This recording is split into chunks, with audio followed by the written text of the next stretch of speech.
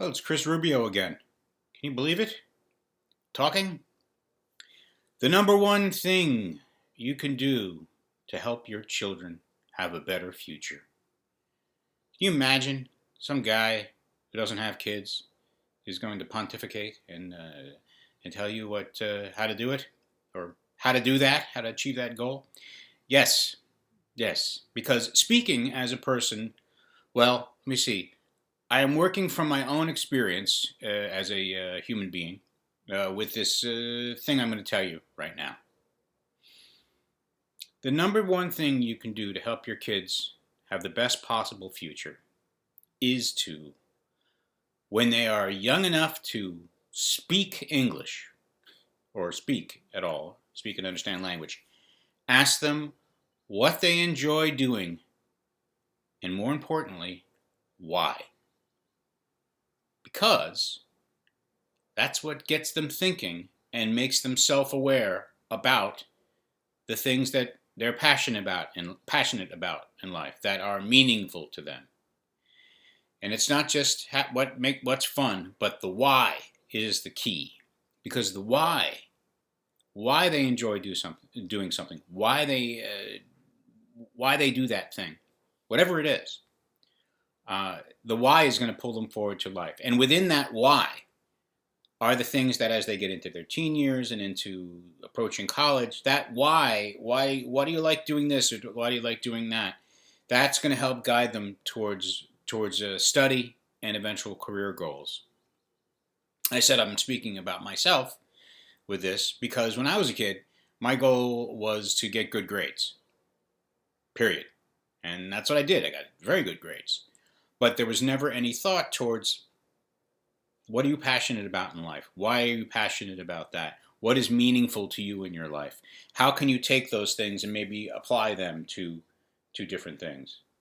So in my life, I've always pretty much worked for myself almost exclusively, working on people's houses, building things, fixing things.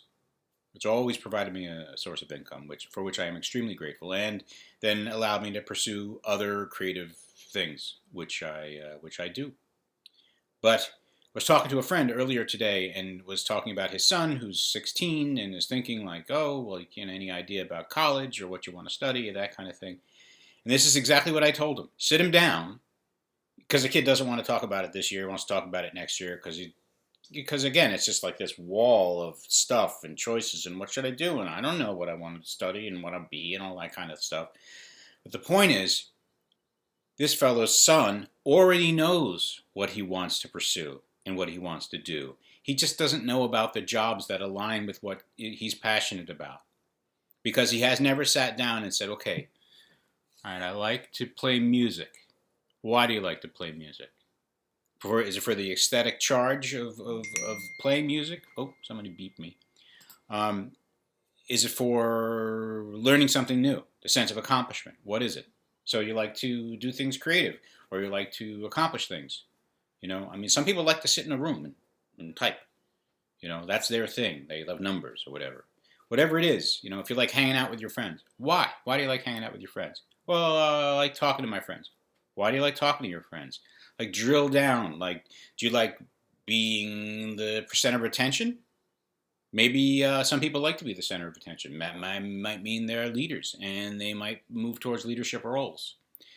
Again, just these are just a couple of examples of a way in which you can talk to a younger person, even a kid who's like 10, and see what they're interested, but find out why and get them in touch with why, because that will help their thinking process and guide them as they move forward in life.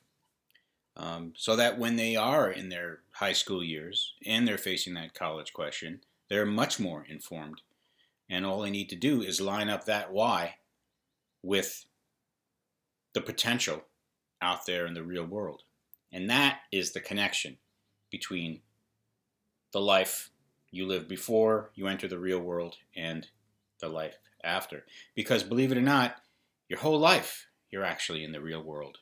And the sooner kids know that, the sooner they'll be empowered and the sooner they can move towards lives of passion and meaning and purpose and hopefully happiness. I'm Chris Rubio, asking you once again to please think it over.